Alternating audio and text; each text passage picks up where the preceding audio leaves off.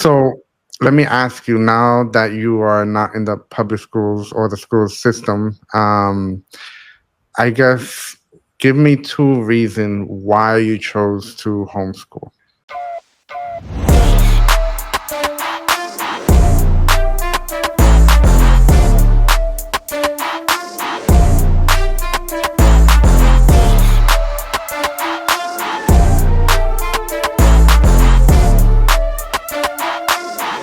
All right, what's up, everybody? This is Ovaya Inspiración. Welcome back to my channel.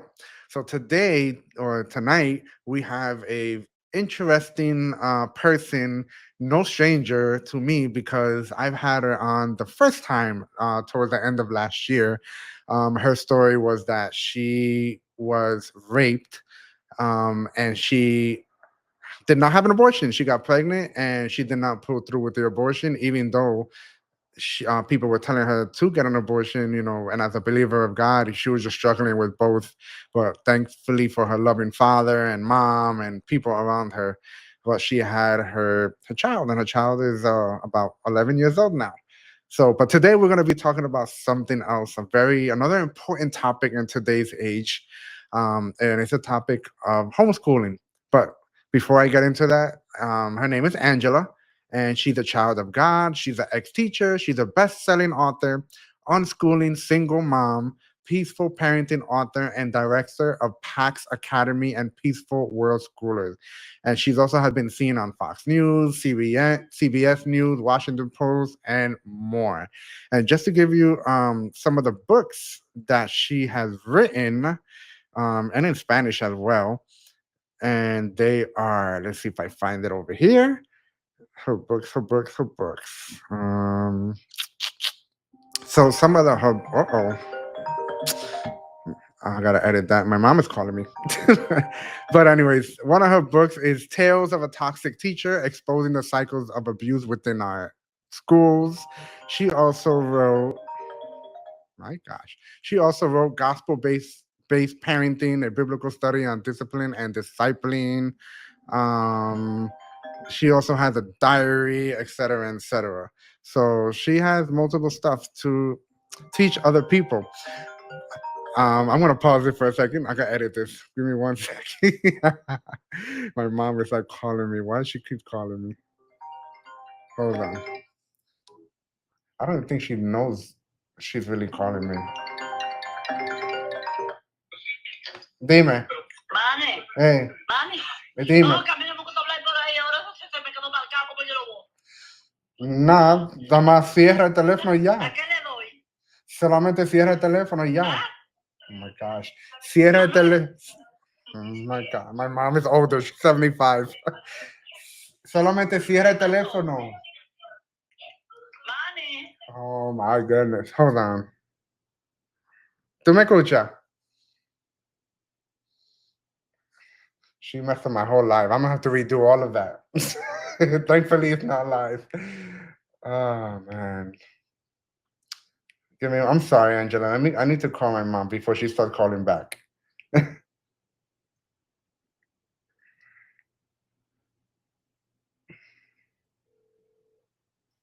Dime.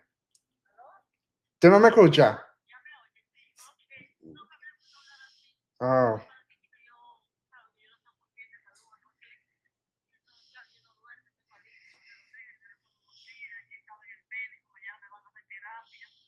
Mm,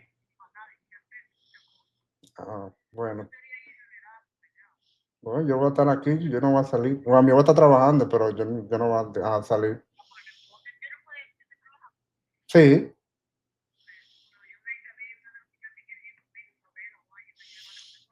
Well,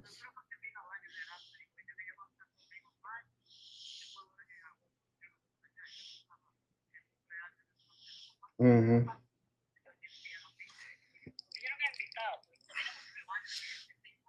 Wow. Ok, pues tú me avisas, que tú me avisas lo que pasa entonces. Ujú. Ah, bueno. Ujú.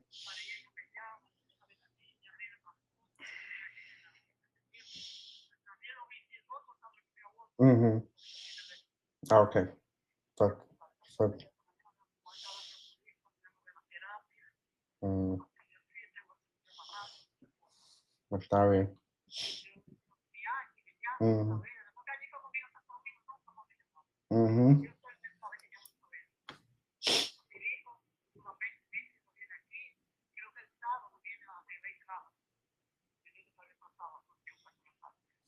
Está bien. Ok. No, yo no sé. En julio o algo así. Yo no sé. No, sí, en marzo ya pasó. Sí, ya pasó. Sí, segundo. Ujú, ujú.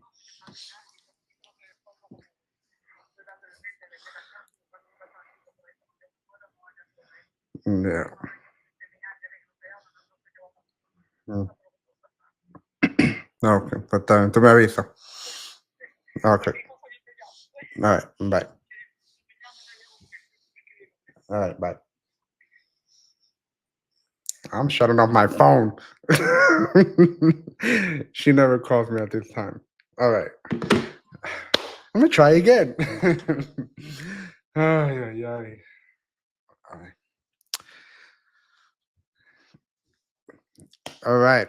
What's up, everybody? Welcome back to my channel. This is Ovaya Inspiración. It's another beautiful night. And tonight we have a special guest, but this is not the first time that I'm bringing her on my channel. This is the second time I had her on my channel last year.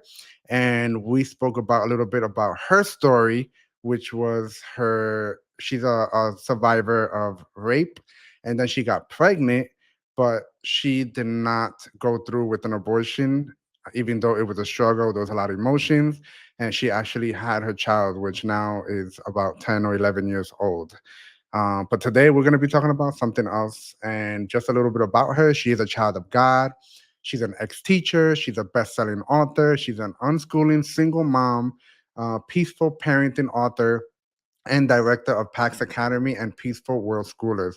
She's also has been seen on Fox News, CBS News, and Washington Post, and more. And some of the books that she has written, Tales of a Toxic Teacher, Exposing the Cycles of Abuse Within Our Schools, Gospel-Based Parenting, a biblical study on discipline and discipling. She also has a diary, a deschooling diary, and other books. And she has it in Spanish as well. So I am going to bring Angela. What's up? How are you? Hello, it's so great to be back. Yes, it's been a long time. Happy New Year. I know. Happy New Year to you. We should make this interview fully in Spanish because I am so convinced that you are Latina. Oh my gosh. We could. I wish I was Latina. I mean, you speak very well. Like you know Thank how to you. speak Spanish. I mean, you don't look anything else but Latina. Thank That's you. You're welcome. You're welcome. Well, I'm glad to have you back. And we did mention in the past that I would like to have you on, but there's a lot of stuff that's been happening, and just me being involved in the human trafficking world, Mhm. anti-human trafficking world, and just interviewing survivors and all that kind of stuff. So Yeah. finally, I got you back on. So how are you? How's everything been? It's been pretty good. It's been pretty good. I think the biggest hiccup that we've had recently was I was sharing with you that my TikTok channel got banned a couple days ago. So I've been dealing with that this week, and that's been not fun. Yeah, man. Oh well, at least you have your Instagram videos. They're still there. I've got But- Instagram and Facebook and YouTube, but yeah, TikTok is gone. Right, right. That's awesome. So, there's a lot of stuff to talk about, Yeah.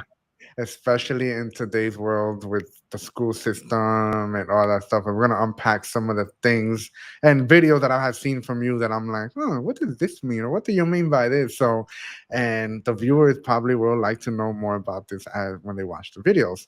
But as I mentioned earlier, and you used to be a public school teacher. Yes. So tell me a little bit about that. What did you teach? Where did you teach? How long? And then why did you leave? Great question. So I actually started teaching in 2009. I was fresh out of college, so I was like 20 years old, and I was selected to be a part of a program that was to basically, it's similar to Teach for America. I don't know if you're familiar with that, but basically, it was a program similar to Teach for America, where in exchange for this organization or the state paying for my teacher's license, then I would basically teach in some of like the schools that no one else really wanted to teach at. And Mm. so my very first job as a teacher, I was teaching Spanish 1 at a high school in the suburbs of Washington, D.C. And it was quite an interesting culture shock for me. The school there was 99% African American. Wow. It was a Title I school, and it was just very different than my own personal experience Mhm. and upbringing. So it was a rude awakening for me to the realities of teaching in a public school system. Got it. And can you tell me what exactly is a Title I school? Yeah, so a Title I school is a school that has the majority of the population. They have a significant percentage of their population that is low income, and Oh. so they're students that are coming in with additional issues besides just Mhm. a normal a Right. normal stuff. Right. And because this is a sad fact, especially in the Black community, the lack of fatherless homes. Yes. That's a huge one, which affects so many layers of that. It really does. It really does. I was shocked to see how many of my students were coming from fatherless homes, or that their fathers or uncles or cousins or Mhm. brothers were in prison. And Mhm. actually, I had a moment in my classroom where there was a student who just refused to do any work at all, Mhm. refused to do any of his homework. And so one day I went up to him and I said, if you just tried, like if you just tried a little bit, if you did your homework, you could pass this class. Like, it's not hard, and I know you're capable of doing this. Mhm. You just have to put in the work. Yeah. And I thought I was being, encouraging and helpful, and he responded. He was like, "You think I give a F about your stupid Spanish class?" He was like, "All of the men in my family have either been dead or in prison before they turn 18 years old. I'll be lucky if I'm alive. I don't give a F about your stupid Spanish homework." And Wow. and that just like totally put a whole new perspective for me on this. And if he's coming from that kind of a life experience where he's not even expecting to be alive at 18 years old, Mhm. then I get that. Why would you care about conjugating verbs in Spanish? Like, why would you care about that stuff if you don't even expect to Yeah. at Wow. 18?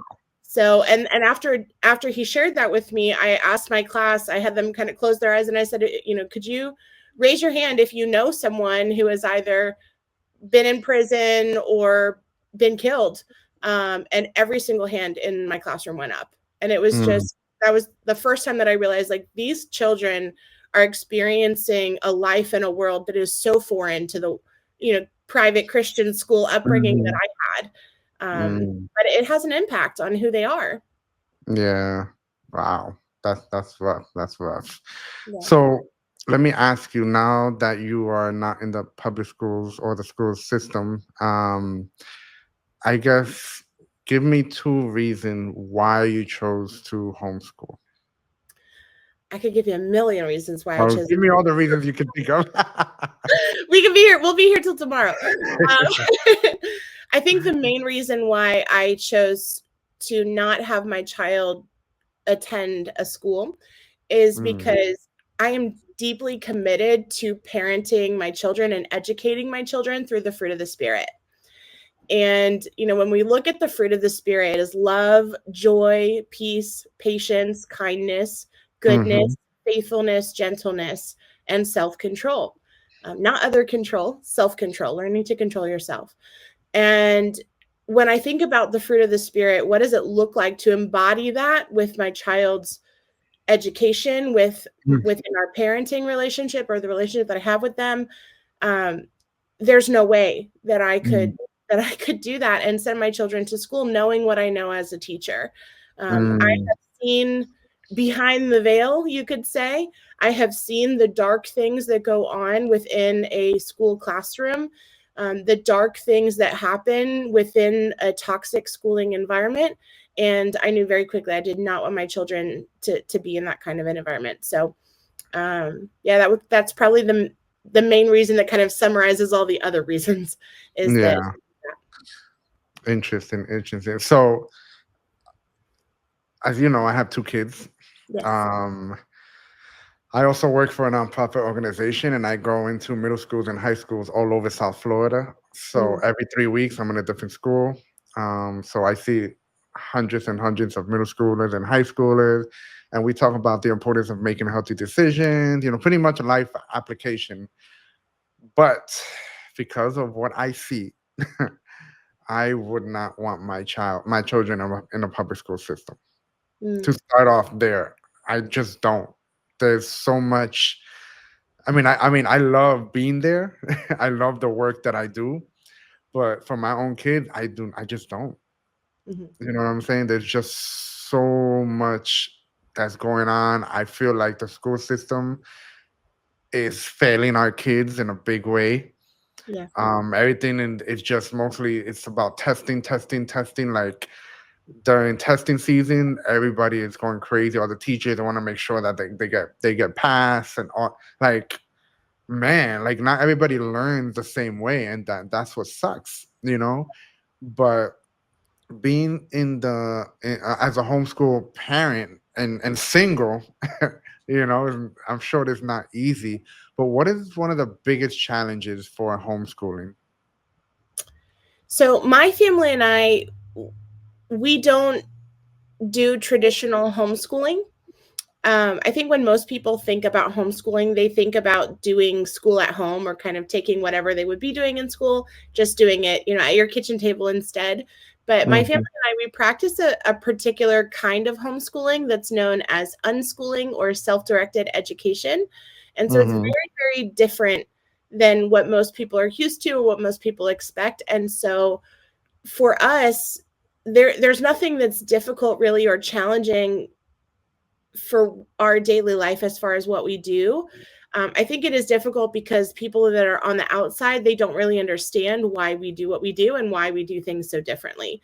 And so mm, I think that's the part that can be challenging is that we get a lot of questions and judgment and yeah, people they just don't get it. They don't understand, and that's okay. There was a time and a place when I didn't get it and I didn't right. understand either. Mhm, There's definitely grace for that, but I think that's probably the most challenging part for us. right, right. So when I hear the word deschooling in some of your videos, what does that even mean? Unschool, deschool? Can you explain? Because I've seen comments of like, what do you mean? So you're not teaching your kids anything? Like, what is that? What is deschooling? Yeah, so deschooling and unschooling are actually two very different things. Deschooling is the process that you go through where you're almost detoxing from the Mm, school system.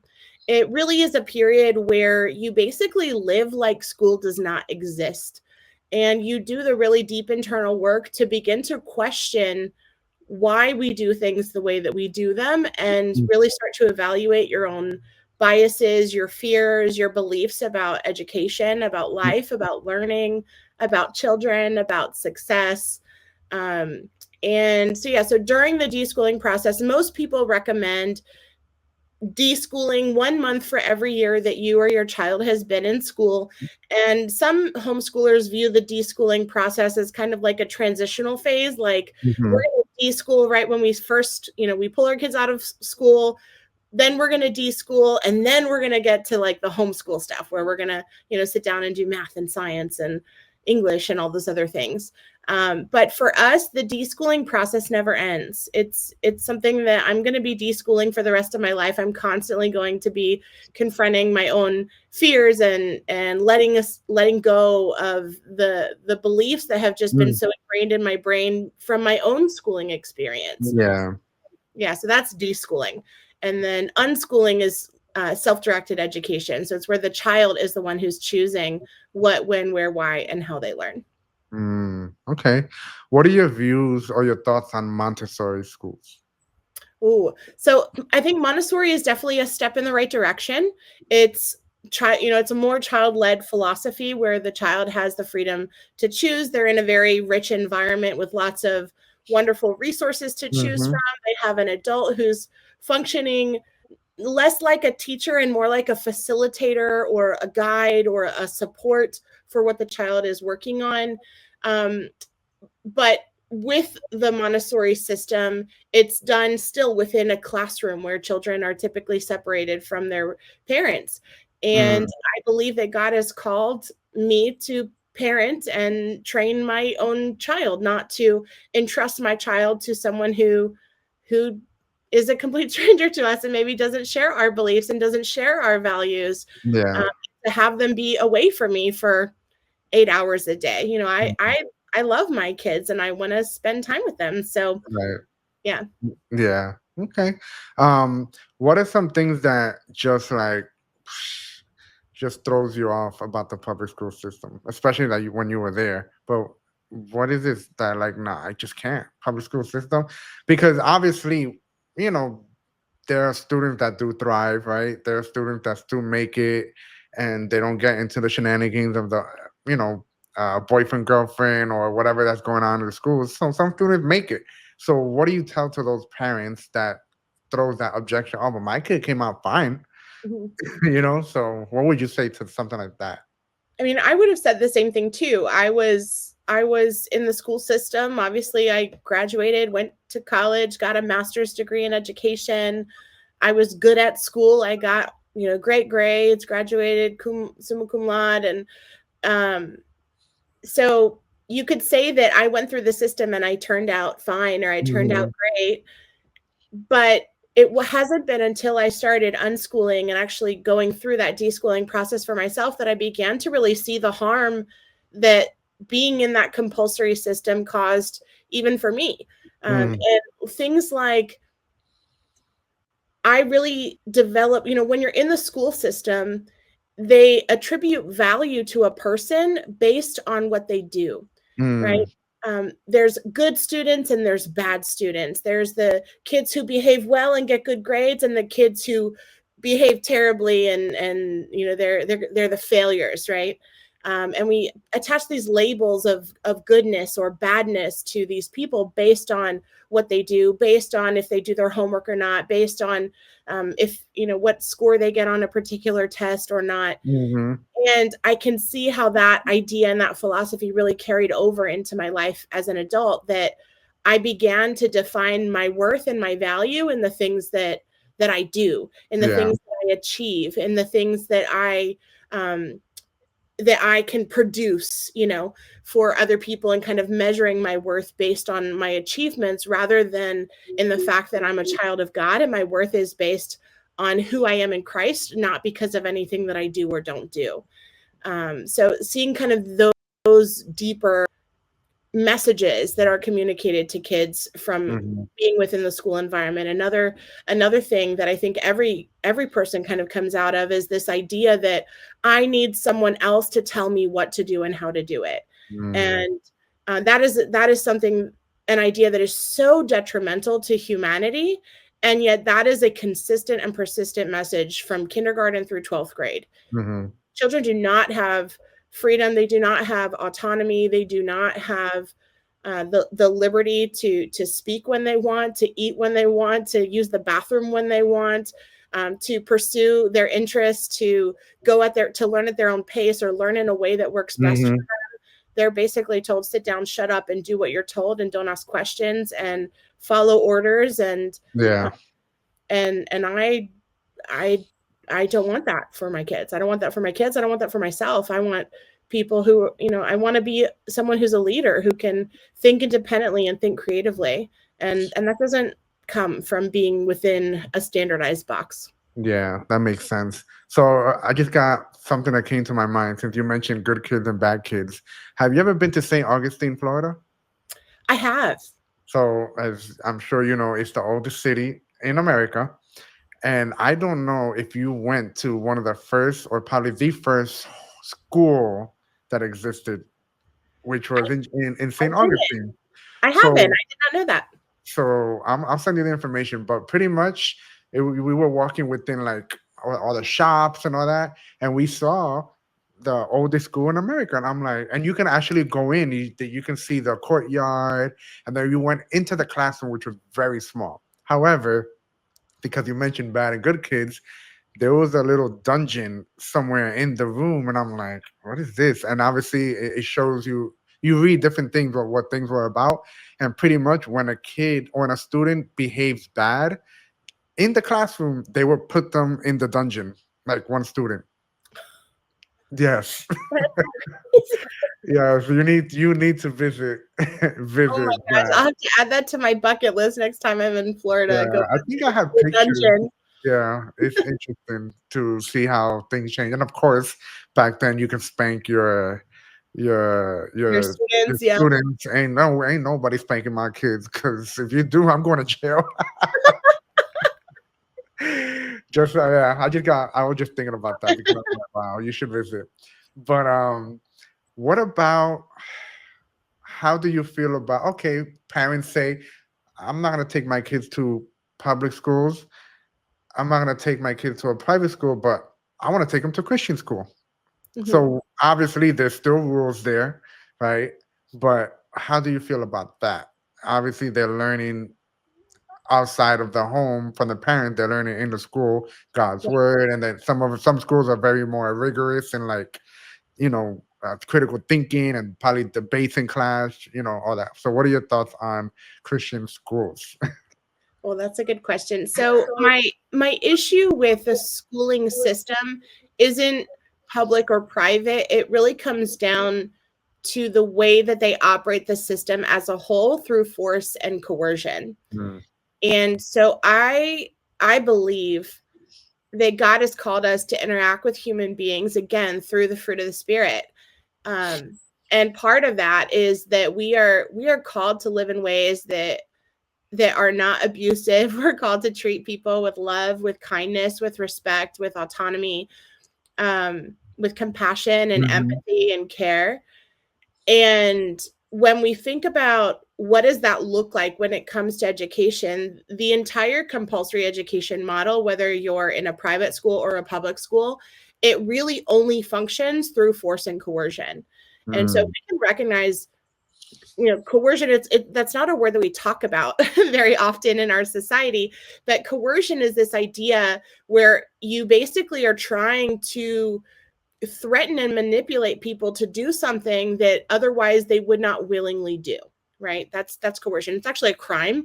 You can mhm, go to jail for coercion, but yet this is something that has become so normalized to us that I have a right to be coercive with a child. I have a right to threaten them and force them to do things that they otherwise would not. mhm, I don't believe that that is an ethical way to interact with another human being. I don't think that I have a right to threaten or coerce you or gaslight you or humiliate you or punish you if you don't do what I think you should be doing.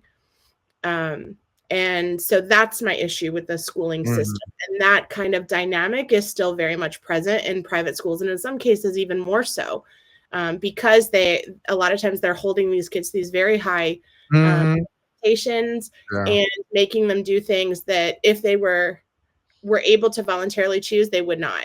And I right. also don't believe that the way that our schooling system is, especially when we're following a curriculum, the whole purpose of a curriculum is that it's someone else's agenda for your child, right? Mm, And whoever designed the curriculum, number one, most of the time we don't even know who it was who designed the curriculum, what agenda they actually have.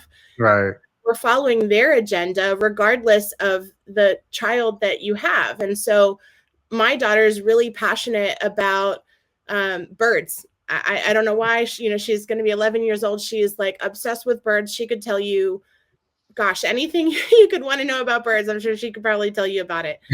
Um, if I had to put her with a curriculum, right, she would be, let's say the curriculum says, okay, today you have to read this book about robots, right? Mhm, Well, what if she doesn't care about robots and that's not mm, interesting for her? Why would I force her to read a book that is miserable and boring and frustrating for her when she would love to read a book about birds? mhm, That's something that she's passionate about and she's interested in learning more about. So it doesn't make sense to me that we would force our children to do things when they have no interest in them or they have no actual practical relevance in their real right. life. I would rather my children learn and discover what are the kinds of things that they really love to read about and read the books that they enjoy. Awesome, awesome. Yeah, I agree. So since you mentioned curriculum, Yeah. then how then can children learn without one? Oh, that is a great question. So children learn without a curriculum the same way that they learn how to walk and talk. Learning for a human being it really is as natural as walking and talking. If you think about the way that our children learn before they go to school, I know your little boys too, so he hasn't quite gotten to kindergarten age yet, but I know for my kids, just in sharing our daily life, even before they were 5 years old, kindergarten age, they knew their colors and they knew their Mhm. numbers and they knew how to count and they knew the shapes and they knew some of their letters, maybe not all of them, but they knew some of them. And they learned it just organically as we would go about our day. I'd say, hey, do you want the red cup or the blue cup? And then eventually they figured it out. Oh, this means red and this means blue. And it just was something that they learned. I never sat down and was like, okay, the curriculum says today is red day. Mm, It was not like that. It was like they just learned in a way that was natural and organic. yeah. And so the same way that they learned at that point before school is the same way that they can learn all throughout it. And then I think for some parents that have a difficult time understanding what unschooling looks like, I tell them Mhm. unschooling is what you do as an adult. Unschooling is what I do as an adult. I don't go to school. You don't go to school. Have you learned anything since you left school? Not not really. You haven't learned anything at all since you I left mean, I've school. learned something, but there's some stuff that is like why did I learn this? I'm not even using this in my either career or even the world. But I have learned stuff, but it's not the same. Like a lot of it, obviously, I had to learn because I was forced to learn it. Right, but since you left that system, right, since you left from that system, have you learned anything else since you left that system? Oh yeah, because I did a lot of my own schooling for my own self, Yeah, I think you're one of the research people and that knows reading and all that. right, like, you know a lot about sex trafficking, right? Like, you've learned a lot about the world of human trafficking, Yeah, and I didn't learn that in school. you did not learn that. No. Hopefully, you didn't learn about that in school. No, but you've learned a lot about that topic, right? And other people in the world, they don't know a lot about that topic as Mhm. you. But there's a reason why you chose to really dive deep and how did you learn about that? Well, I mean, because I work with middle school and high school students, and there's trainings that we usually do around the year, and there's a training that an organization named Christie House here in Miami they talk about what to look for in human trafficking, what red flags, this and that, and because I was already working with youth talking about healthy relationships, so that inspired me to get deeper into that, and then more having kids, two of my own, even inspired me to learn more about it as well. And I'm watching the movie Sound of Freedom. Oh, Really really boosted that's a boosted great everything for me. okay. So and then from there I just started doing my own research, learning about other organizations, looking at the facts, research, and connecting with the community. And I met a lot of bunch of survivors. So and I just been doing a lot of videos on that. Yeah. So you mentioned a lot of really interesting things in that. You mentioned that it was something that you began to have a passion for as you started learning about this, and especially as it became applicable to you when you had your Mhm, own kids. So I think this is something we forget is that all human beings, we only learn for one of two reasons, and sometimes both of them. But we only ever learn something if we have a passion for it or if mhm, we have a purpose for it. That's it. If you have a passion for it or a purpose for it. And it sounds like you had both when it came to human trafficking. You had a passion for it, but you mhm. also had a purpose for it. You want to protect your kids and protect other people's kids. And so once you had a passion and a purpose for that particular topic, you mentioned that you took a training, you mentioned that you did your own independent research, that you Mhm. talked to people who had really been, in that experience. You've been doing these interviews with survivors. So you found your way to continue learning about this topic that was really important to you, and you did it all without a curriculum, Right. right? Right. Yeah. So it's the same thing, and even this, like, you're live streaming and recording podcasts. It's like these are valuable skills that you've learned over the course of your life, Mhm. skills that other people in the world don't know. Right. You taught yourself how to do this because I'm sure one day you were like, hey, I I want to start a podcast. I want to talk to people about this. And you had to figure out how, what program do I use? What microphone am I going to buy? How am I Mhm. going to do the lighting? How do you record this? How do you edit videos? Yeah. Like all of these skills that you've learned to be able to do exactly what we're doing right now. And you taught yourself all of these things because you had a passion and a purpose for it. And that's the same. It's that I just do it for my kids' whole life rather than before and after. Yeah. Never thought of it that way.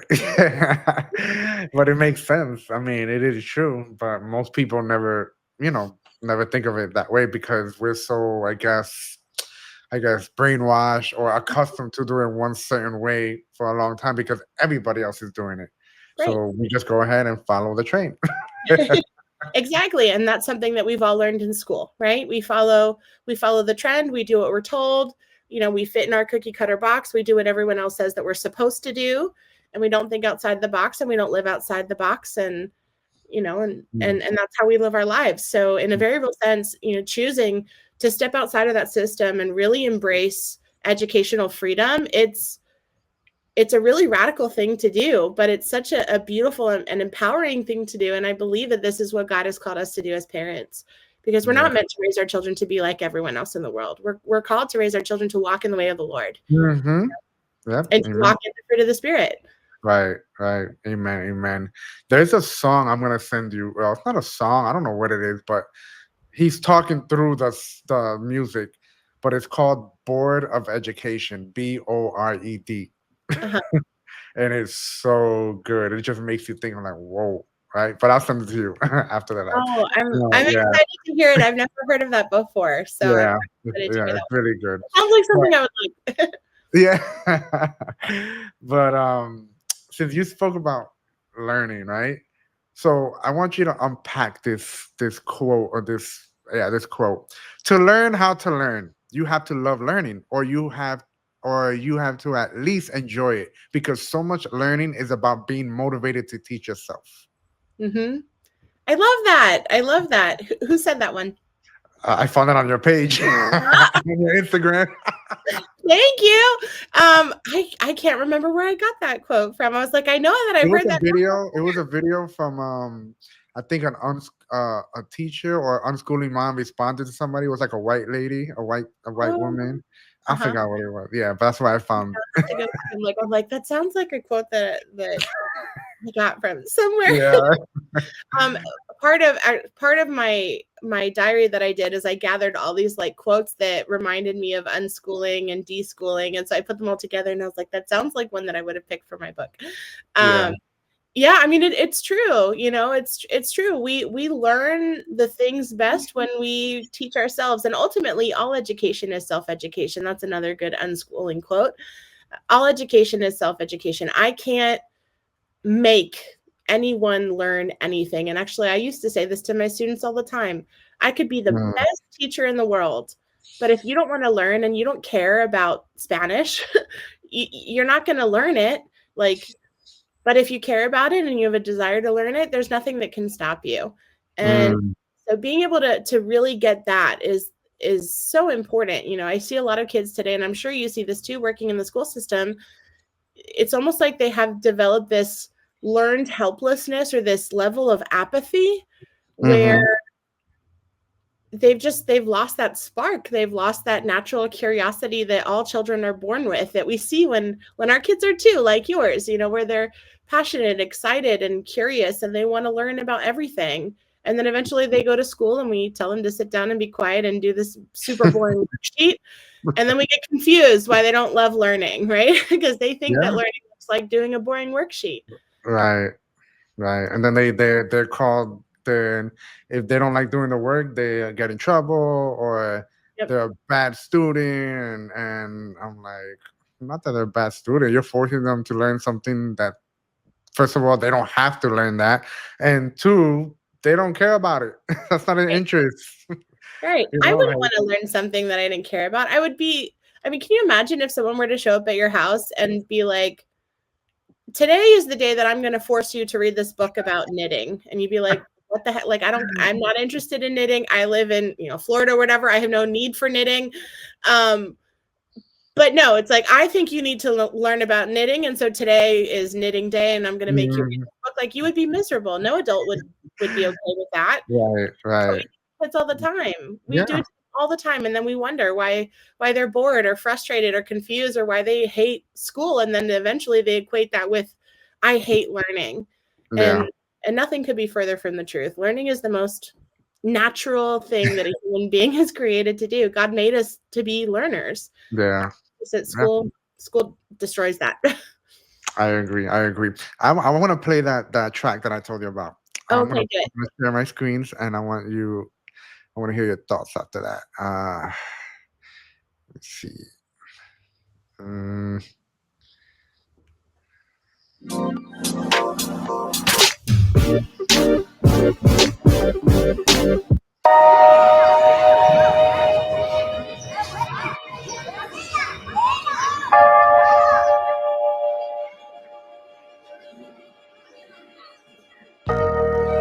Dear Board of Education, so are we. Huh. So are we. At no point in the lives that we actually live do we sit in rows and listen to pontifications. At no point did Mama pass written exams out on how to wash the dishes. No. She pulled the stool up next to her at the sink, handed us a dish rag, like, watch how Mommy does it, now you try. Learning by doing, such a crazy idea, it might work. Them stools felt like magical ladders into an altered universe, into the grown-up world, informational portholes, wormholes, into other places where kids were equals, being made privy to information only those with driver's license and facial hair had. Who knew we were learning? No clue Pops was teaching us time management and budgeting, miniature project coordinators. He said, I'm gonna show you how to do these chores. And if they're done when I get home, then that allowance is yours. Maybe some ice cream's involved too. Remember when we were in kindergarten and you had to learn about worms? Yeah, you went outside and you played with worms. What a novel idea. Dear Board of Education. Huh. So are we.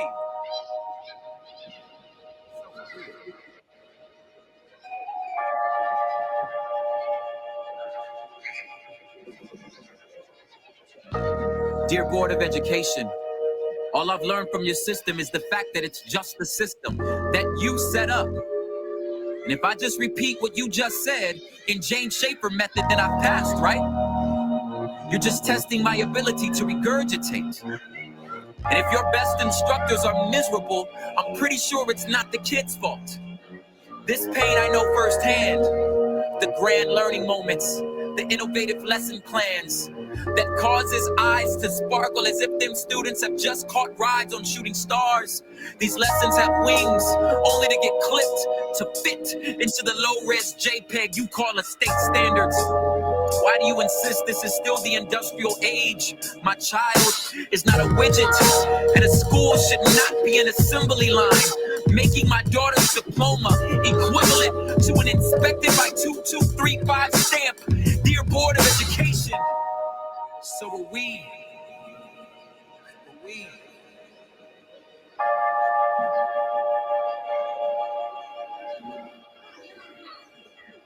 Dear Board of Education, there's not a scantron on the planet that can measure inspiration. This is what our teachers pass on that matters. But you'd rather them do a jig to the tune of the AYP score as to avoid losing WASC, right? Nickelby got us shucking and jiving, but you can't measure a kid inviting their teacher to a quinceañera or a soccer game or waiting rooms at free clinics. I can name 10 kids offhand who would still be in handcuffs if it wasn't for Mr. Singer. Nick Luvano runs his own design firm, and he failed the exit exam twice. Failed. Dear Board of Education, I mean, can we not Google when the Magna Carta was signed? If your brightest stars are always dim, something must be wrong with your glasses. If every place on your body that you touch hurts, then your fingers must be broken. You are PhDs. You have 5 suffixes at the end of your names. You're the people that know a lot. How come come you're not smart enough to know that you don't know what you don't know? Did anyone ever suggest that maybe we should test the test? Dear Board of Education, my dear Board of Education, so are we. So are we.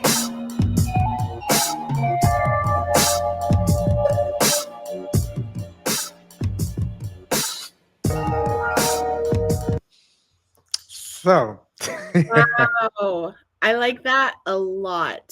You know, he reminds me of I think his name is Prince EA, and mhm. he did something called like what is school for? I don't know. Have you heard his one? What is school for? I'll have to send that one to you later too. His is really good, but it's very similar along those lines of like really what are we doing, you know? Mhm. Like truly, I can Google when the Magna Carta was signed. Who cares? Why do I have why do I have to spend the brain space on this? Why do I have to force kids to spend the best years of their life memorizing useless Right. random facts that you can Google in 2 seconds? I mean, gosh, Exactly. what are we And be doing? tested on that to see when was it, like why? Yeah, it makes no sense. It's like once you start to question a piece of the system and you just keep questioning and questioning, and the whole Mm, thing is just like it doesn't make any sense to me right. anymore. Yeah, yeah. I always and this video is old, and I always like to play it back to back because Oh, it's so glad you good. shared that with me. That was really good. Yeah, yeah. So, I'm gonna throw an objection to All right, go for it. you. Homeschool kids will struggle to socialize as they get older. Oh my lord. If I had a penny, for for every time someone has said that to me, I would be a millionaire, I think. Um, that is the craziest. Like I it shocks me that there are still people that have that objection to homeschooling. First of all, when people say that to me, I want to just be like, have you been in a school recently? Like, I I don't know. I don't know why people think that schools are like this ideal place for socializing because a large part of my job was to tell kids to stop socializing, right? Like that was like the whole point is like, hey, you're not here to socialize. You get back to your work, right? Not even during lunch or recess. I mean, they make those kids sit in silence sometimes Mhm. during lunch. And like school is not for socializing. And then when we look at the kind of socializing that does happen in schools, the bullying, the gossip, the drugs, the alcohol, the sex, like all of that stuff, I'm like, my Mm, kid will be okay without that yeah. socialization. Like I don't need my kid to be around that. Um, yeah, no, that's so crazy. And the funny thing is people say this and then if they only knew, I literally run an organization for homeschoolers called Peaceful World Schoolers, Mhm. and we meet every single day of the week to do field trips with thousands of other homeschoolers. Like literally every single day of the week we've got something cool going on where you could Nice. literally go and hang out with kids of all different ages, of all different races, backgrounds, whatever, all these other Yeah. things. And we get out of the house and we do fun stuff all the time. I do not have enough time for all of the social opportunities that there are for my kids as homeschoolers. Like And that's a there's good problem to have. yeah. Yeah, I mean, we're constantly having to be like, "Oh my gosh, no, we don't have time for all the Yeah. socialization stuff and play dates and, homeschool meetups and co-ops and like there's so many ways for kids to socialize outside of being stuck in a Right. classroom all day. That's crazy. Yeah. So I have a friend who I don't know the details. I don't know how she does this, bless her heart. But she is a good friend of mine from Jersey and her husband too. And they're both Dominicans, just like me. And they're in their early 30s. And they have 6 kids. And I think Oh, I wow. think I think 7. If they have 7, they have 6 girls and 1 boy. The last one is a boy. Uh-huh. And they're in their early 30s. They own a restaurant because her father had a bodega for over 30 years, and they passed it down to her, and they turned it into a Dominican restaurant. Oh, And she told me a long time ago that I think 2 of her oldest kids were in a Christian private school, but Uh-huh. then something happened where they started compromising and something with transgender. It was something that happened, and she pulled the kids out immediately. And I don't know how she does it. I don't know if she use what curriculum they use or what some. She homeschools all of them.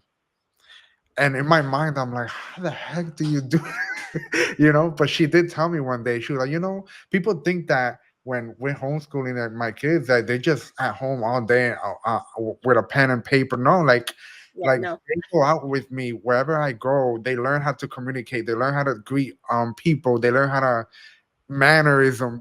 That's part of homeschooling. And so can you talk a little bit about that, because people have the idea is, okay, you're not in a public school system, I'm in a homeschool, so we're in a classroom, then create a whole classroom in a room, and that's what they're doing all day, work. Oh my gosh, no. Today's March 20th. Just this year, so in less than 3 months, my kids and I, we've been to over 10 different countries since the year started. Like, we are not sitting at home all day every day. No, we are literally exploring the world. Like, my kids aren't reading about the Mona Lisa. We literally went to France to go see the Mona Lisa because my daughter loves art. Like, we're not Yeah, learning, we're not reading books about like the Mayan culture. We're literally going to Mexico and seeing like the ruins, like. And while they're doing that, they're interacting with people all the time. Like, we go to the grocery store and they talk to people.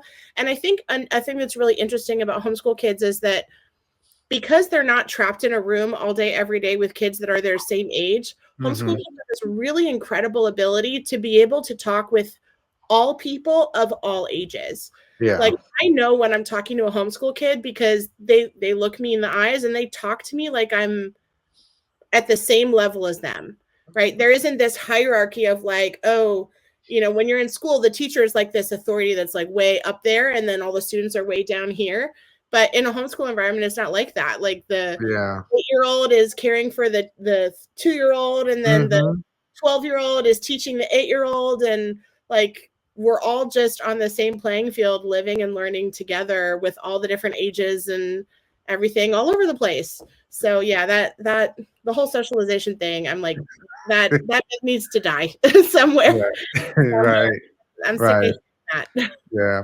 Now I've heard moms or women, not moms, women who don't have kids yet say, I don't think I could ever stay home or be a stay-at-home wife, a mom, or a homeschool. Like just that's not my person. Like I need to work, or I need to go out. I can't just be home. Or like it's draining. It's overwhelming. I don't think I can handle that. Like what do you say to them? If they feel that way, but they never experience that either yet. Yeah, I mean, I could totally relate. I could totally relate. I'm a single mom, so even though we homeschool, I still have to work. I'm not exempt from having to work.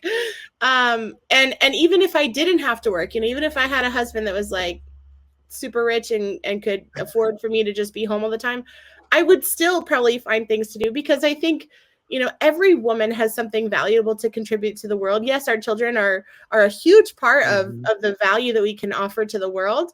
But I love the fact that I'm an author. I love writing books, and I love creating courses, and I love making TikTok videos about unschooling. And like, I have my own passions and interests as an adult, as an individual, like as me, Angela, Yeah. and so as much as I love my kids, I still think it's valuable for moms to still have something that they hold dear, that's a part of who they are and their identity and what they love and what they enjoy. Hmm. And I get it. If you feel like you can't do this all on your own, you're right. We weren't meant to do this all on our own. We weren't meant to be stay at home Hmm. moms alone at home all day every day with kids. Anyone would go crazy. Like, you know Right. we're meant to do this life in community with other people. And Mm. yeah, and I think that's why our homeschooling community here, I'm so thankful. Our homeschooling community is so strong. As a single mom, I'm like, when I have to work, I have another homeschooling mom that she watches my kids while I have to Mm. take phone calls or do meetings or things like that. Right now, my best friend is watching my kids, so I can do this meeting with you. And So it really does. It takes a village, and that's okay if you feel like you can't be home 24/7 with your kids because you might lose your mind.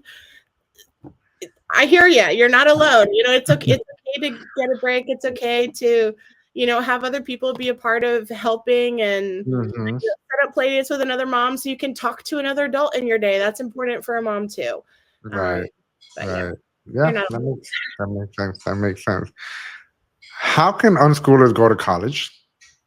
Oh, that's another really good question. So, legally speaking, unschooling is a type of homeschooling, and homeschooling is legal in all 50 states, which Mm, means that unschooling is also legal in all 50 states.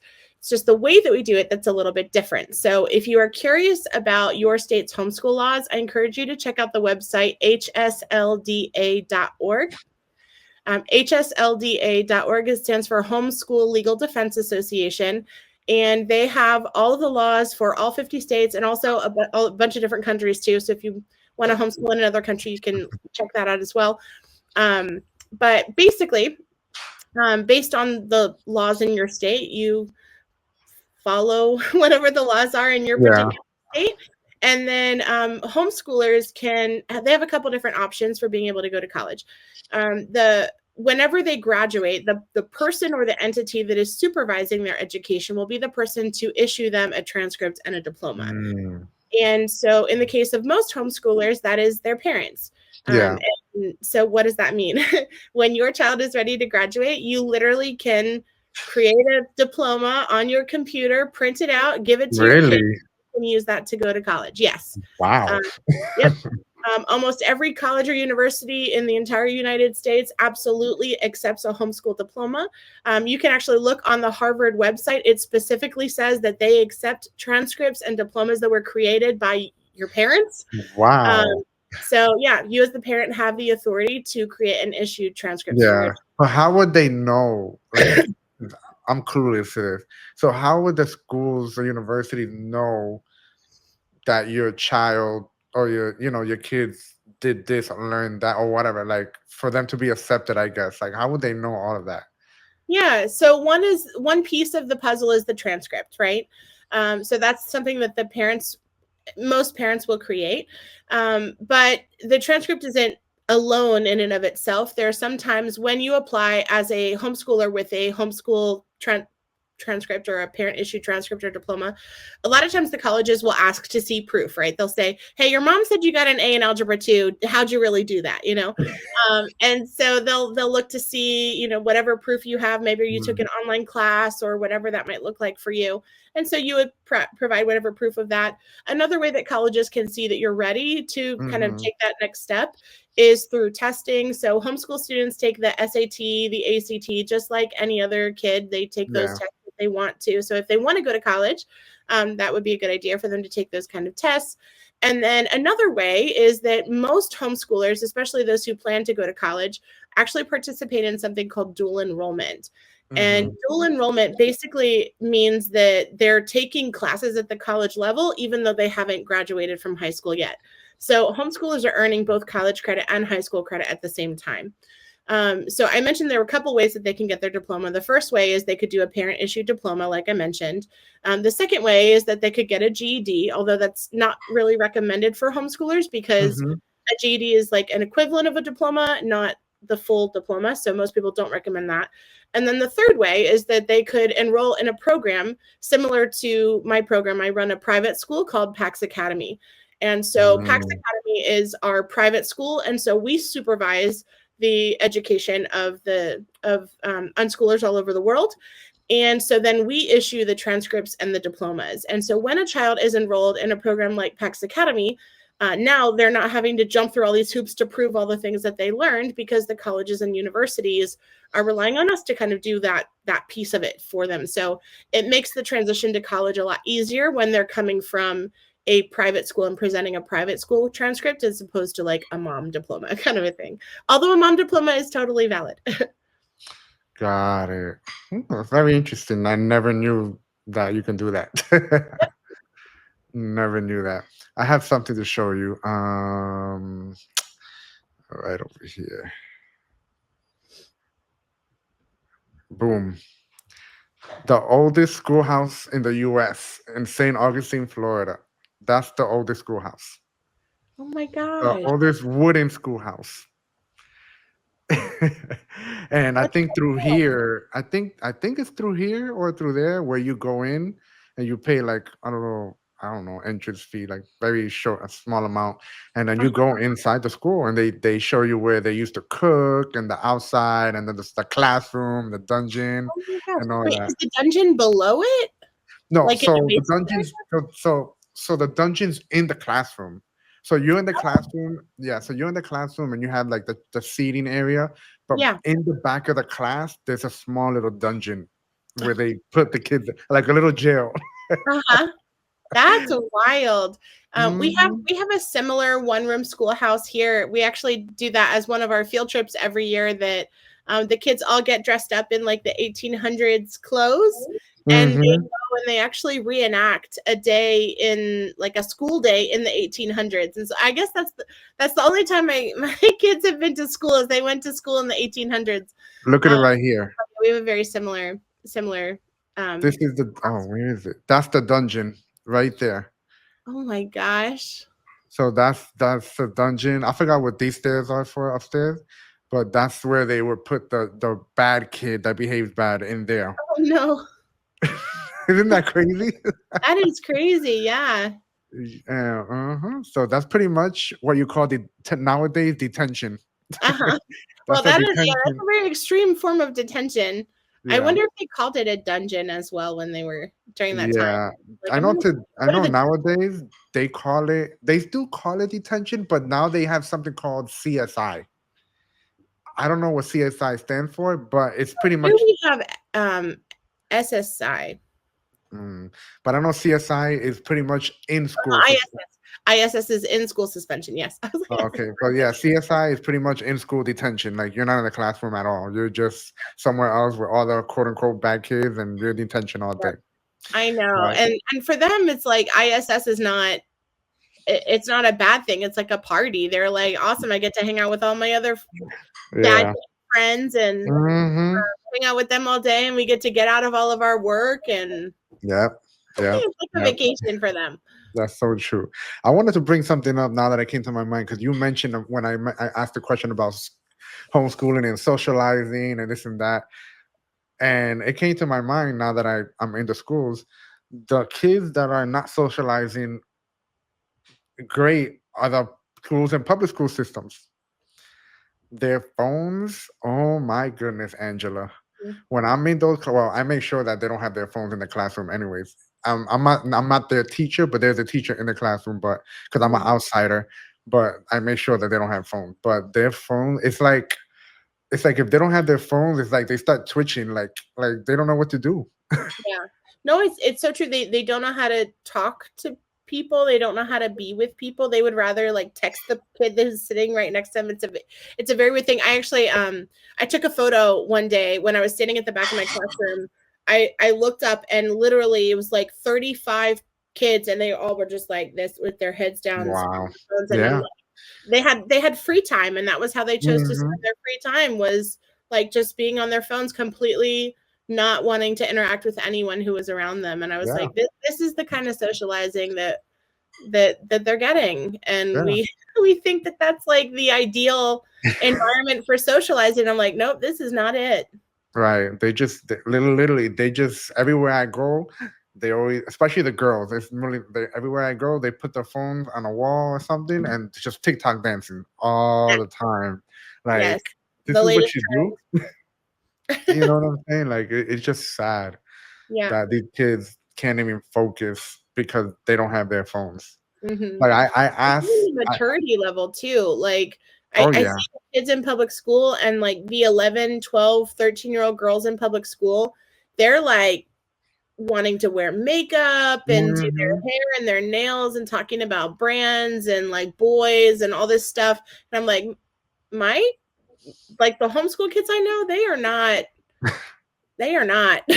yeah, at all. It's like they're really legitimate, like they're cherishing their childhood for as long as possible, and they're not in this like rush to mature and grow up. And hmm, I don't know, it's a very weird thing. Yeah, it's a lot. Trust me. I'm in the schools. I see too much. Yeah. And I'm like, are sometimes you I sure these sometimes I are have to keys? like either turn my head or just walk away and make believe I didn't hear or I saw what I saw. Oh, I'm sure you probably got plenty of tails Yes, on the things. and as a man, as a guy, like with I'm always hearing stories here in Miami about teacher, PE coach, Oh yeah. sexually molested or this or that. I'm like, bro, it makes my job harder as a guy when I go into these schools because I think about those things. I'm like, bro, like that's the worst. Like, why? You know what I'm saying? And then some students they will try to lie on you. I mean, that Mm-hmm. never happened to me, but there's some students that will actually try to lie and trying to get you in trouble and everything when you didn't even do anything. Yeah, yeah. Well, and it's like you never know, right? Like you never know what could happen, and I'm just like I don't know how we got to this point that we just thought it would be okay to entrust Hmm. our 5-year-olds with a complete stranger. Yeah. Like, and that's become normal for us. And I'm like, in what world? I wouldn't trust my car to you, much less my kid. Like, Hmm. Right. Right. Yeah. That's the world that we live in. It's not obviously there's always evil from the beginning of the time, but back in the day when I was younger, like these were not the issues that we were struggling with. no. Social media wasn't like that. Phones weren't even out like it was just listen. I was in second grade, Angela, and this is in New Jersey. And our school, the school that I went to, was within the avenues. I was able to go out for lunch as a second grader. And Like now, leave the building? yeah, I mean, it wasn't like, yeah, leave the building to go out eat to lunch with my friends. Now, it wasn't far. It was just like a block over or two, and Uh-huh. then we just come back. But you can't do I that remember nowadays. you used to be able to do that. Like that you had like an hour for lunch and Yes. you could walk home and have lunch with Yeah. your mom and then go Right. back. Right. Like now, you can't do that. No, It's not no, safe at all. no. So that's just there's so much, so much. So talk to me about PAX Academy. How can somebody if they want like in they're interested of homeschooling and they heard about PAX Academy, what can they do? Do they does it apply in their state? How does that work?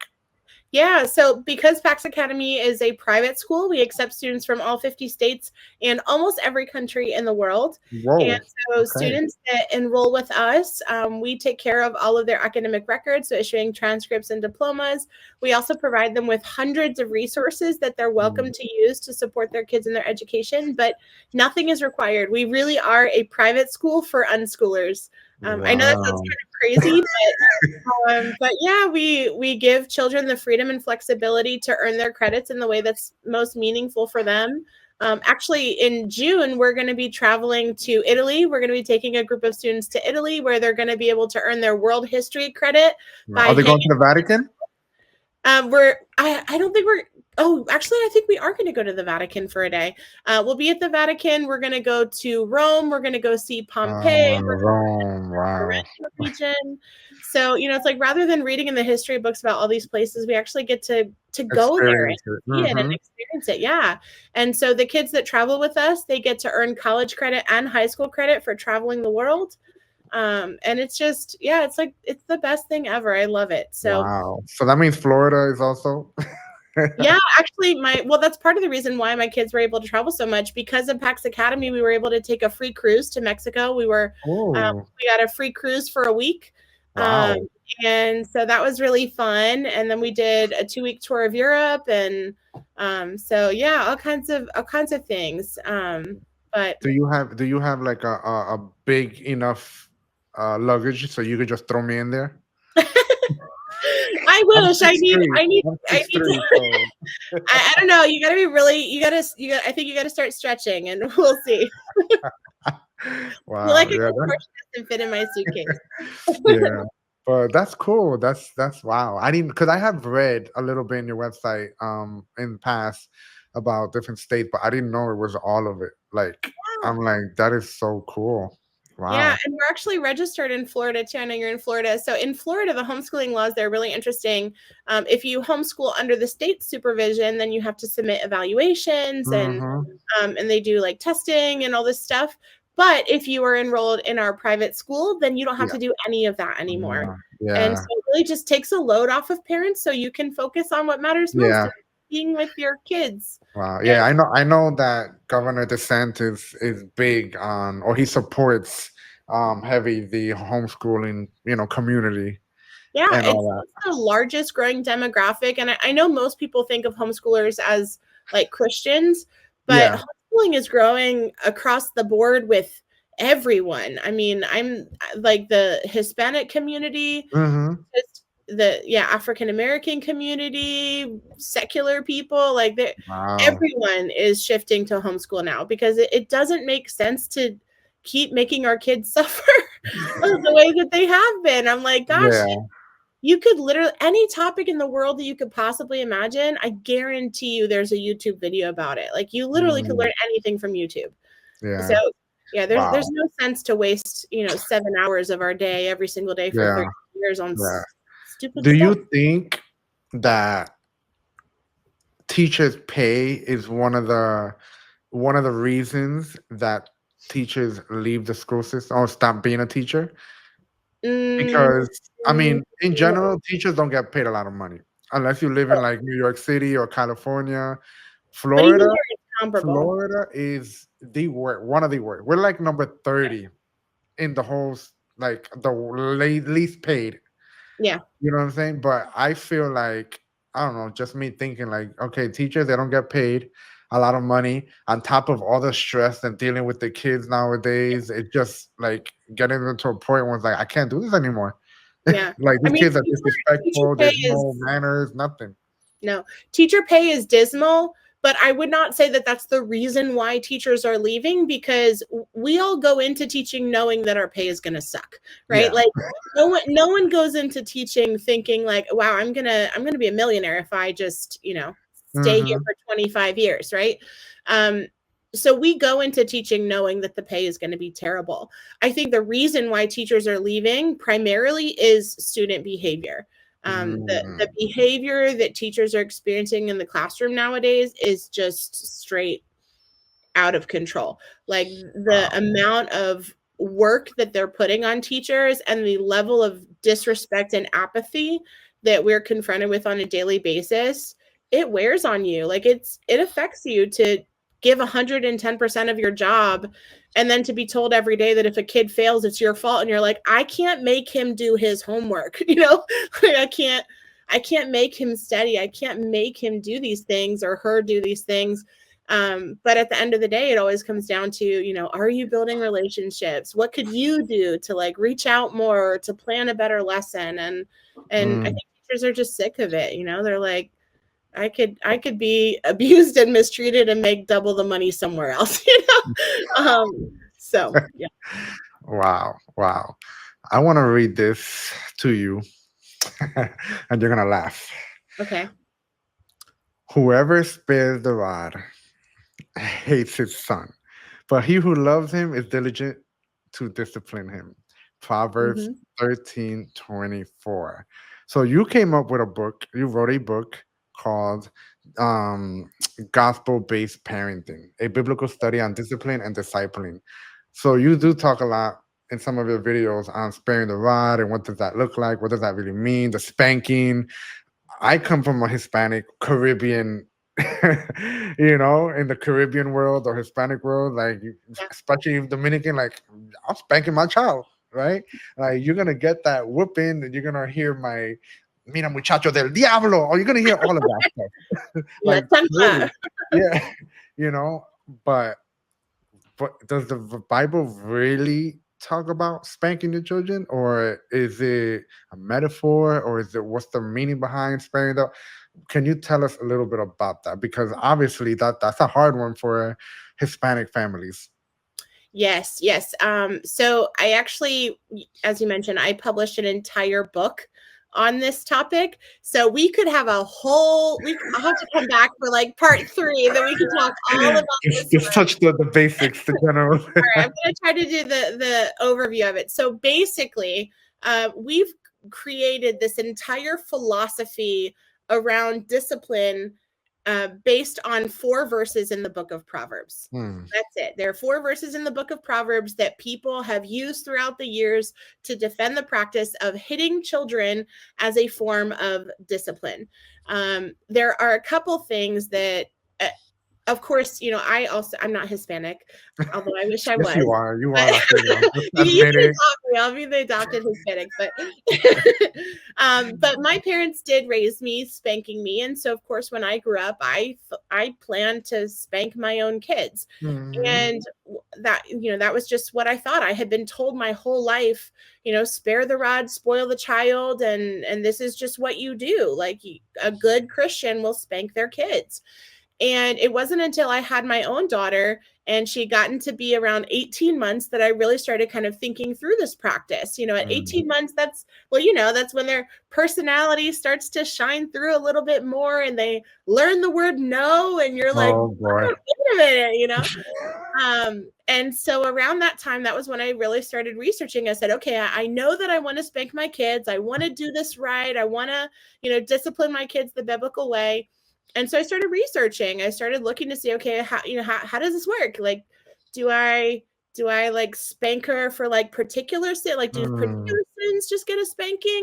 If she hits someone, should I hit her to teach her not to hit? Like, that doesn't make a lot of sense. You know, is it like, okay, you get 3 strikes and then I hit you? Like a ball, baseball? Is this like baseball now? Yeah. Like, how do I do this? And so literally, I mean, I read tons of books, articles. I met with a bunch of pastors from my church, pastors from different churches, and literally every single person that I asked, every single book that I read had something totally different to say. Totally different. And so I was like, you know what? Everyone is saying that they're spanking their kids because the Bible says so. Everyone has a different answer to all of my questions about where to spank, how to spank, when to spank, why to spank, how much to spank. How hard. Yeah, all of it. Like, everyone had a different answer. So I was like, you know what? If everyone is saying that they're doing this because the Bible says, then I'm just going to go back to the Bible. I'm going to go back to the Word of God and say, what does the Bible actually say about spanking? And so that was what I did. I went back to the Word of God and I said, you know what? I'm gonna research this for myself. And what does it say about spanking? And that was what I found, is that basically they're the 4 verses in the book of Proverbs that people use. And I was like, okay, rather than just reading these verses, I studied at Bible college. And so I had learned how important it is to actually go back to the original language. And well, you know, as a Spanish speaker too, like, things mean something different. In Spanish and English, like it could mean different. And so I said, you know, I'm going to go back to the original language. And so I started studying what those passages really say in Hebrew. And I was completely shocked. I think the thing that kind of sealed the deal for me was the 4 verses in the book of Proverbs. The word that they use when they talk about the child, in English, we translate it to say child. But the word that they used for child is the Hebrew word na'ar. And I'm probably messing up how to say it, but the Hebrew word na'ar, it means a legal adult. It is not, it's a word that means shaken off, and it's used to talk about a legal adult, which is usually between the ages of 12 to 17 years old. Think of like the rebellious teenage boy. Yeah. That's the word that they're using. And in Hebrew, they have different words to describe different ages of development, just like we do in English, right? Like, if, you know, there's a difference between an infant and a toddler, and there's a difference between a toddler and a teenager, right? And if I were to tell you, hey, give the car keys to your toddler or give the car keys to your teenager, you would know who I was talking about, right? You wouldn't be confused of like, oh, wait a minute, she said toddler, let me give it to the 16-year-old over there. Like, you wouldn't do that. You know, a teenager means something about their age and their level of development. Just like, you know, you can't feed food to an infant, right? Like, there are certain things that when we use this language to talk about a child, it is a child, right? A toddler is a child, just like a teenager is a child, but Hmm. it's a different stage of development. And so that's the word that they used in those verses. And so I started thinking, like, wait a minute. Of all there is a word in Hebrew that does mean toddler, and there is a word in Hebrew that does mean infant, and there is a word in Hebrew that does mean a baby who's still breastfeeding, right? Hmm. Like, so they have words in their language to describe that younger age of development, and yet they chose to use this word that means a rebellious teenage boy. And yet no one that I know is saying we should do that. Like, I don't know of anyone who's out there like, you should definitely Yeah. hit your adult teenage boy on the back with a stick, you know? Like, no one out there is advocating for that. So that was kind of where I started, the whole argument started to crumble for me. So I started thinking, either we are not understanding what the Bible is actually teaching us, or Hmm. we're not applying what the Bible's teaching us. Because if you go back to what the Bible says it to beat your child on the back with a rod, like, and the child is a teenage boy. Yeah. So, like, is that really what we're advocating for here?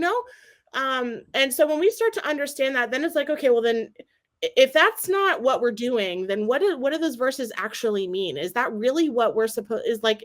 Is this really what God is commanding parents to do, to beat Hmm. their teenage boys on the back with a rod? And like I said, I wrote a whole book explaining what those verses actually mean. Because it's a lot. Like, there's Yeah. other parts of those verses too that it's really important to unpack and understand about, the culture and the language of the day. But I can say without a shadow of a doubt, there is zero biblical basis to defend the practice of hitting a child as a form of discipline. Like, zero. Wow. That's very interesting. Yeah. Definitely gonna look into that more for myself. I mean, never. I mean, I've heard obviously that verse and what people have said, but I never really delved into like have a conversation often with people about that verse.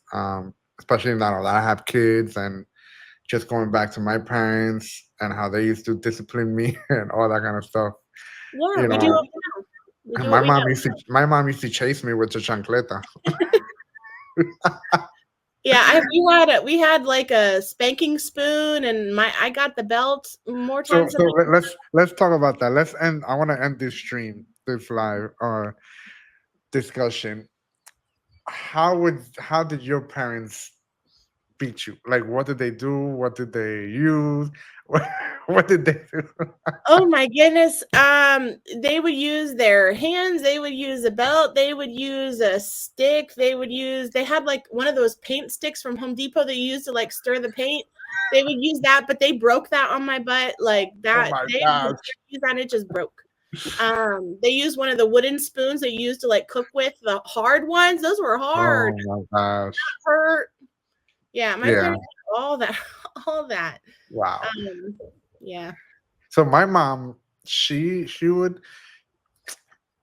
as a child, after you get older, those beatings don't hurt no more. And as a little rebel child, you tend to like laugh. Oh, no, I could totally see you doing something. I could see you being that boy that's like, oh, a little to the left. So my mom, the way she used to do it is that she would pull my ears. Oh, ouch. Yeah, she would do that. My father. So there's two things that my father used to do. Well, one thing for sure, like I remember clear as day. The other one, I don't know why. I don't know if this was a dream or this is like really what he used to do. For some reason, I can't like I don't know how to explain it. I'll get to it. So the main way that he used to discipline me, and my father's old school. He was born in the 1940s. So whenever I Right. got in when I got in trouble, my father would make me get on my knees. I have to put All my right. hands. I have to put my hands on the air in the air, and he would hit me with the metal part of the belt in the back. Oh. For 1 hour, I have to put my hands up. An hour? If my hand goes down and he sees, he would whip me. Oh my gosh. Yes. Now the second one, which is I'm trying to figure out. Well, I don't know if I ever like. I want to say that's exactly what he was doing, or I don't know if it was a dream. I don't know. But I remember, or at least because there's a reason why I'm thinking about this. Like I still remember this, whether it was a dream or not. He Yeah. would put me on the wall, like I'm standing on the wall like this, but standing. Hmm. And he would just like multiple times scream at me or whatever I would say, and just slap me hard in my face. Oh no. Those are the two things that I remember. What he would do. That's awful. That was one thing my parents were like, you never hit someone in the face ever. Mm. Like they were like, that is such a disrespectful thing. Like you just don't do that. But they would also put like so I used to get in trouble a lot for my mouth, for sassing my mom, for talking back to my mom.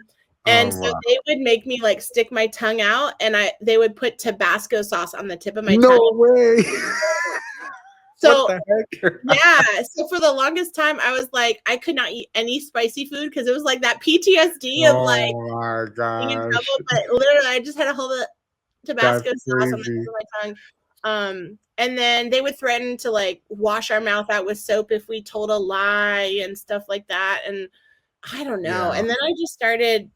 So yeah, when I had my own daughter, I was like, I really want to embody the gospel in the way that I like treat my children, and Mm. like, what is the gospel? Like Jesus atoned for our sin, Mm-hmm. like, he already paid the price for our sin, and it's not my job to beat you and like mistreat you. And no, like it's my job to. And the funny thing is, like, we use the word discipline and punishment in English, like for us that they like are interchangeable, right? It's like, oh, you're going to discipline your kids. When I tell people I don't spank my kids, they're like, oh, you're not going to discipline them. I'm like, of course I'm going to discipline them. Like, but the word discipline doesn't mean spanking. Bang. It doesn't mean Mm-hmm. punishment. The word discipline means teaching. It's the Mm. same word as disciple. So, like, if you want to learn how to discipline your children, look at the way that Jesus treated his disciples. He Yeah. wasn't beating them. What did he Right. do? He taught them, he served them, he modeled for them, he forgave them, he extended grace to them, he Mm. shared stories to help them learn and understand, he corrected them gently. Like, Jesus Mm. wasn't hitting people with a rod, like, Yeah. he wasn't Yeah. punishing them. No, he did the opposite of punishing them. When they deserved punishment, he gave them grace. Like, that was how Jesus discipled his disciples. Mm-hmm. How he disciplined his disciples. So if we want to learn how to discipline our kids, we have to look at how did Jesus discipline his disciples and do Wow. that. Yeah. Yeah. Yeah. I mean, it's there, So that's Yeah, interesting. I'm gonna definitely look into that more for myself. Now that yes. my kids I are have, growing I have up. a free YouTube series that's based on my book. I'll send it to you. Yeah, so it goes into like more depth. Yeah. But the book is a great resource too, because it has questions at the end of every chapter to help you kind of like Mm. think through and process Yeah. um and really like dig deep for yourself and look and see like, what does the Bible actually say about this, and what do I Yeah. actually think about what I'm learning that the Mm. Bible says about this. um Yeah. yeah, I'm That's excited to know what you think about it after you read it or watch the series. yeah. And my wife and I, we actually talk about it. Not as often, but we have spoken about it before having Yeah, kids what and does then she think? after. And she's even though she comes from a Caribbean household as well, Haitian, but she's not really for the spanking either. I don't know if it's because of I don't think we got deep into it in the sense of the why. I don't think it has to do with the Bible verse, but I forgot what she said, but she's not really for it with the whole spanking and all that kind of Mhm. stuff. But now that we're gonna be talking about it more. Yeah. Now that your son is 2, it's a perfect time to start kind of talking through and thinking through of like, okay, how do I really want to parent for the long term? Because the way that we treat our children now has an impact on the relationship that we're going to have with them, not only now, but 20 years from now. And I think Mhm. that was one of the things that was really powerful for me in thinking about like when my kids do something wrong, I don't want them to be afraid to come and talk to me about it. Like, that was my relationship with my parents. If I ever did something wrong or something bad happened, Mhm. I would never tell my parents, because if I told them, I would get in trouble. Like, I would get grounded, I'd get spanked, I'd get, whatever. And there were so many times that like if my parents had parented me differently, if they had parented me, like actually disciplined me the way that the Bible says that we're supposed to discipline our children and teach them and love them, like I would have loved to have been able to go to my parents rather than to run away from them, you know? Right. And the Bible talks about that too. It says perfect love casts out all fear, for fear Mhm. has to do with punishment. Mm. And so when we think about what does that verse mean? Like fear has to do with punishment. If I'm punishing my child, they're going to be afraid of me. Mhm. And that is the opposite of love. That is the opposite of what we're called to do and to be for our kids. So Mm. how can I say that I love my kids and then punish them and inflict fear that's going to just separate us? Wow. Yeah. Wow. Well, I mean, I think we're gonna have to do a Part conference three. and invitar la conferencista Angela Harder on the topic of Proverbs 13:24. Oh gosh. Yeah, we'll do the deep dive into all the Proverbs passages, and by the end you'll be like, "Oh my gosh, why did someone not tell me that this is not what that means?" Right, right. That's awesome. So for my viewers, just quick, the one book that I mentioned earlier, Tales of a Toxic Teacher, Exposing the Cycles of Abuse Within Our School. If you want to read it in Spanish, there's Historias de una maestra tóxica exponiendo los ciclos de abuso dentro de nuestras escuelas. And then the one that we're talking about, gospel-based parenting, a biblical study on discipline and discipling. And then she had others like deschooling diary, a Yeah. 365-day journey into living and learning without school, reading and typing, learning to read through learning to type, and learning to type through learning to read, and just a bunch of information. So as we close, where can we find you?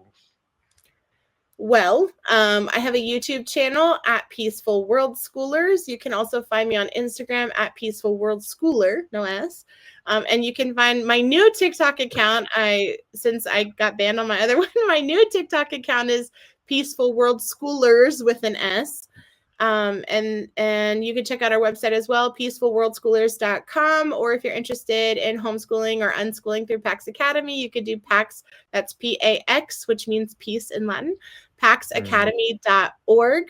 And I'd love to help support you and your family and really creating a life that you love with the people that you love the most. awesome, awesome. Well, Angela, thank you for coming on again. The second time, it was My a great pleasure. discussion. I love listening to your content on, well, Instagram, because TikTok banned you.